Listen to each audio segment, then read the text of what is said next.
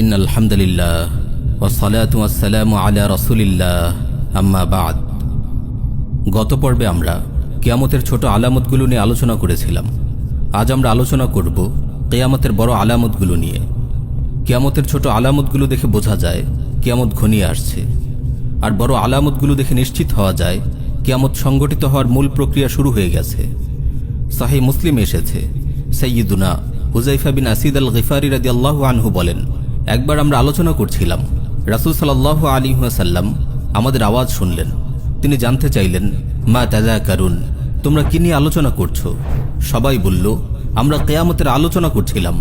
তখন তিনি বললেন, ইন্নাহা লান তাকুমা হাত্তা তারাউনা ক্বাবলাহা 10 আয়াতিন, কিয়ামত সংগঠিত হবে না যতক্ষণ না এর পূর্বে 10টি আলামত প্রকাশ পায়। এই বলে তিনি একে একে 10টি আলামত উল্লেখ করলেন। তিনি বললেন, 1 ধোঁয়া, 2 দাজ্জাল, 3 দাব্বাতুল আরদ, 4 পশ্চিম দিকে সূর্যোদয়, 5 আসমান থেকে ঈসা আলাইহিস সালামের অবতরণ, 6 ইয়াজুজ মাজুজের আবির্ভাব, 7 প্রাচ্যে ভূমিধস, 8 পাশ্চাত্যে ভূমিধস, 9 জাজিরাতুল আরবে ভূমিধস, 10 ইয়েমেন থেকে প্রকাশিত আগুন, যেটি সকল মানুষকে হাসরের ময়দানে সমবেত করবে। এছাড়াও অন্যান্য অনেক হাদিসে আরও আলামতের কথা এসেছে। প্রিয় ভাই ও বোন, আজ আমরা কিয়ামতের বড় আলামত সম্পর্কিত সবগুলো হাদিসকে সামনে রেখে উল্লেখযোগ্য বড় আলামতগুলো আপনাদের সাথে আলোচনা করব ইনশাআল্লাহ। তবে আমরা হাদিসে বর্ণিত আল মালহামাতুল উজমা তথা মানব ইতিহাসের সর্ববৃহৎ মহাযুদ্ধ, বিশ্বজুড়ে খেলাফা আলা মিনহাজিন নবুয়া পুনঃপ্রতিষ্ঠা ইত্যাদি থেকে শুরু করে সবগুলো ঘটনার বিস্তারিত বর্ণনা ও ঘটনার ধারাবাহিকতা এই পর্বে উল্লেখ করব না। আমরা বিচ্ছিন্নভাবে বড় আলামতগুলো বলেই শেষ করব। আলাদা আলাদা পর্বে আমরা ধারাবাহিকভাবে শেষ জামানার ঘটনা প্রবাহ বিস্তারিত তুলে ধরব ইনশাআল্লাহ। 1 ইমাম মাহদির আবির্ভাব। কিয়ামতের পূর্বে পৃথিবীতে যখন জুলুম, ফাসাদ, নাফরমানি ব্যাপকভাবে ছড়িয়ে পড়বে, তখন ইমাম মাহদির আবির্ভাব ঘটবে। তার নেতৃত্বে গোটা উম্মতে মুসলিমা একত্রিত হবে। তিনি গোটা পৃথিবীকে ন্যায় ও ইনসাফে ভরে তুলবেন। রাসূল সাল্লাল্লাহু আলাইহি ওয়াসাল্লাম ইরশাদ করেন, আল মাহদিয়্যু মিন্নি আজলাল জাবহা আকনাল আনফ ইয়ামলাউল আরদা কিসতান ওয়া আদলা কামা মুলিআত জাওরান ওয়া যুলমা ইয়ামলিকু 7 সিনিন। মাহদি আমার বংশ থেকে আসবে, তার কপাল প্রশস্ত এবং নাক উঁচু হবে। তিনি পৃথিবীকে ন্যায় ও ইনসাফে ভরে তুলবেন, যেভাবে সেটি অন্যায় ও জুলুমে ভরে ছিল। তিনি 7 বছর রাজত্ব করবেন। প্রিয় ভাই ও বোন, ইমাম মাহদি কে হবেন? তিনি কখন আবির্ভূত হবেন? তার শারীরিক বৈশিষ্ট্য কেমন হবে? তিনি কি কি কাজ করবেন? ইত্যাদি প্রশ্নের উত্তর নিয়ে আমরা আলাদা পর্বে আলোচনা করব ইনশাআল্লাহ। 2 দাজ্জালের আত্মপ্রকাশ। শেষ জামানায় দাজ্জালের আবির্ভাব ঘটবে। সে নিজেকে রব দাবি করবে। মানুষের ঈমান পরীক্ষা করার জন্য আল্লাহ তাআলা তাকে অনেক অলৌকিক ক্ষমতা দান করবেন। দাজ্জাল সশরীরে আত্মপ্রকাশ করবে। একদল বিভ্রান্ত লোক মনে করে দাজ্জাল কোনো শরীরী ফিতনা নয়, বর্তমান পাশ্চাত্য সভ্যতাই দাজ্জাল। এটি সম্পূর্ণ মন গড়া একটি ধারণা। দাজ্জাল মানব ইতিহাসের সর্ববৃহৎ ও সর্বাধিক ভয়াবহ ফিতনা। রাসূল সাল্লাল্লাহু আলাইহি ওয়াসাল্লাম ইরশাদ করেন, মা বুইসা নাবিয়্যুন ইল্লা আনযারা উম্মাতাহু আল আ'ওয়ার আল কাযযাব আলা ইন্নাহু আ'ওয়ার ওয়া ইন্না রাব্বাকুম লাইসা বিআ'ওয়ার ওয়া ইন্না বাইনা আইনাইহি মাকতুবুন কাফির। যত নবী পৃথিবীতে প্রেরিত হয়েছেন সবাই কানা মিথ্যুকের ব্যাপারে উম্মতকে সতর্ক করেছেন। মনে রেখো, সে কানা, আর তোমাদের রব কানা নন। তার 2 চোখের মাঝে কাফির লেখা থাকবে। এখানে রাসূল সাল্লাল্লাহু আলাইহি ওয়াসাল্লাম কানা মিথ্যুক বলে দাজ্জালের কথা বুঝিয়েছেন। দাজ্জাল নিয়ে আলাদা পর্বে আমরা বিস্তারিত আলোচনা করব ইনশাআল্লাহ। 3 আসমান থেকে ঈসা আলাইহিস সালামের অবতরণ। কিয়ামতের বড় আলামতগুলোর একটি হলো আসমান থেকে ঈসা আলাইহিস সালামের অবতরণ। তিনি সিরিয়ার দামেস্কে অবতরণ করবেন। তিনি এসে দাজ্জালকে হত্যা করবেন। রাসূল সাল্লাল্লাহু আলাইহি ওয়াসাল্লাম ইরশাদ করেন, ওয়াল্লাযী নাফসি বিয়াদিহি লা ইউশিকান্না আন ইয়ানজিলা ফীকুম ইবনু মারইয়াম হাকামান মুকসিতা ফায়াকসিরাস সালিব ওয়া ইয়াকতুলাল খিনজির ওয়া ইয়াদাআল জিজিয়া ওয়া ইয়াফিযাল মাল হাত্তা লা ইয়াকবালাহু আহাদ। সেই সত্তার কসম যার হাতে আমার প্রাণ, সেই সময় সমাগত যখন ঈসা বিন মারইয়াম তোমাদের মাঝে একজন ন্যায়পরায়ণ শাসক রূপে আবির্ভূত হবেন। তিনি ক্রুশ ভেঙে ফেলবেন, শূকর হত্যা করবেন এবং জিজিয়া রহিত করবেন। আর তখন সম্পদের প্রাচুর্য এত বেশি হবে যে নেয়ার কেউ থাকবে না। 4. ইয়াজুজ মাজুজের আবির্ভাব। কিয়ামতের আগে ইয়াজুজ মাজুজের আবির্ভাব ঘটবে। তারা ইয়াফিস বিন নূহ আলাইহিস সালামের বংশধর। তারা পৃথিবীতে সেই বিপর্যয় সৃষ্টি করবে, মানব জাতিকে নির্বিচারে হত্যা করবে, ক্ষেত খামার ধ্বংস করবে। তারা এখন বাদশা জুলকারনাইনের নির্মিত দেয়ালের উপরে আটকা পড়ে আছে। কুরআনে এসেছে, ক্বালু ইয়া যাল কারনাইনি ইন্না ইয়াজুজ ওয়া মাজুজ মুফসিদুনা ফিল আরদ ফাহাল নাজআলু লাকা খারজান আলা আন তাজআলা বাইনানা ওয়া বাইনাহুম সাদ্দা। তারা বলল, হে জুলকারনাইন, ইয়াজুজ মাজুজ দেশে অরাজকতা সৃষ্টি করেছে।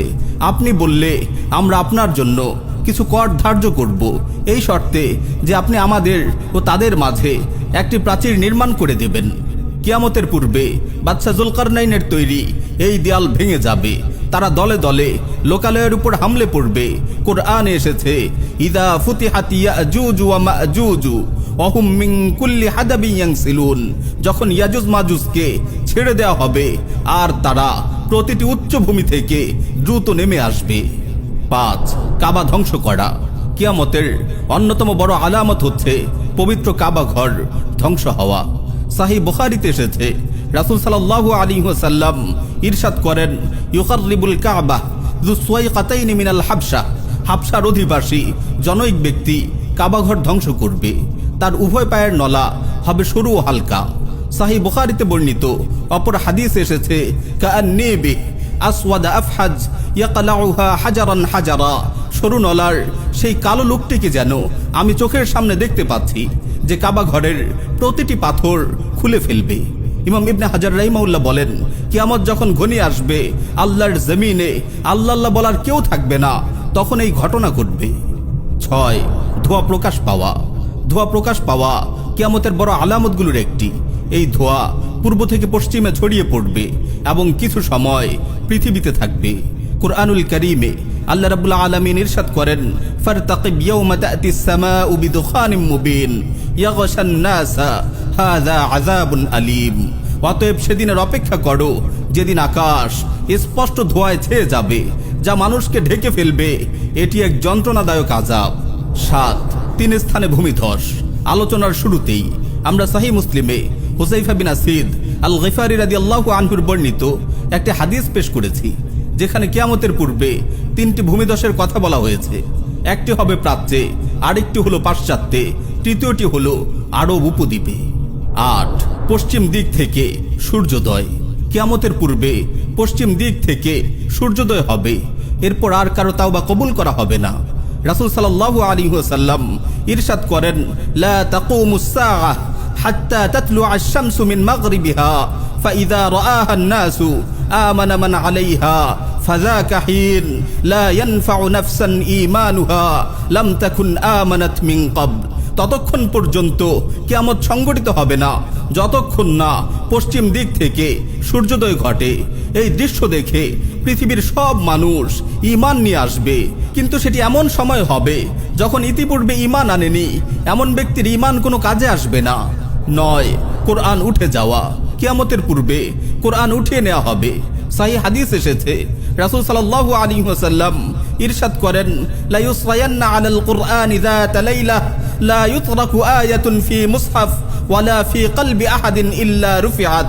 এমন এক রাত আসবে যখন কুরআনের সবগুলো আয়াত তুলে নেওয়া হবে, কোনো মুসহাফে কিংবা কারো অন্তরে একটি আয়াতও থাকবে না। 10. দাব্বাতুল আরদের আবির্ভাব। কিয়ামতের পূর্বে মাটি থেকে একটি প্রাণীর আবির্ভাব ঘটবে। এটি মুমিনের 2 চোখের মাঝে মুমিন লিখে দেবে এবং কাফিরদের 2 চোখের মাঝখানে কাফির লিখে দেবে, আর লোকদের আসন্ন আযাব ও বরবাদি সম্পর্কে সতর্ক করবে। আল্লাহ রাব্বুল আলামিন ইরশাদ করেন, ওয়া ইযা ওয়াকাআল কাওলু আলাইহিম আখরাজনা লাহুম দাব্বাতাম মিনাল আরদ তুকাল্লিমুহুম আন্নান নাসা কানু বিআয়াতিনা লা ইউকিনুন। যখন ঘোষিত শাস্তি তাদের নিকটে আসবে, তখন আমি তাদের জন্য ভূমি থেকে একটি প্রাণী বের করব, যেটি তাদের সঙ্গে কথা বলবে, এজন্য যে মানুষ আমার নিদর্শনসমূহ দৃঢ়ভাবে বিশ্বাস করত না। 11 ঠান্ডা বাতাসে মুমিনদের মৃত্যু। কিয়ামতের পূর্বে যখন কুরআন তুলে নেওয়া হবে, ইলম তুলে নেওয়া হবে, তখন এক ধরনের মৃদুমন্দ শীতল হাওয়া প্রবাহিত হবে, যে হাওয়া সকল মুমিনের মৃত্যু ডেকে আনবে। একজন মুমিন অবশিষ্ট থাকবে না, দুনিয়াতে কেবল মন্দ লোকেরাই থেকে যাবে। তাদের উপরই কিয়ামত সংগঠিত হবে। সাহিহ মুসলিমে এসেছে, রাসূল সাল্লাল্লাহু আলাইহি ওয়াসাল্লাম ইরশাদ করেন, ইন্নাল্লাহা ইয়াবআসু রিহান মিনাল ইয়ামান আলয়ানা মিনাল হারির ফালা তাদাউ আহাদান ফি কলবিহি মিন ঈমানিন ইল্লা কাবাদাতহু। আল্লাহ রাব্বুল আলামিন ইয়েমেনের দিক থেকে মৃদুমন্দ এক বাতাস প্রবাহিত করবেন, যেটি রেশমের চেয়েও কোমল। এই বাতাস সকল মুমিনের মৃত্যু ডেকে আনবে। 12 আগুন প্রকাশ পাওয়া। কিয়ামতের সর্বশেষ আলামত হলো আগুন। সুনান আবু দাউদে সহিহ সনদে বর্ণিত হয়েছে, রাসূল সাল্লাল্লাহু আলাইহি ওয়াসাল্লাম ইরশাদ করেন, তাখরুজু নারুম মিনাল ইয়ামান মিন কারি আদান তাসুকুন নাসা ইলাল মাহশার। ইয়েমেনের আদান অঞ্চলের নিম্নভূমি থেকে একটি আগুন বের হবে, যেটি সকল মানুষকে তাড়িয়ে হাসরের ময়দানে সমবেত করবে। ওয়া আখিরু দাওয়ানা আনিল হামদুলিল্লাহি রাব্বিল আলামিন।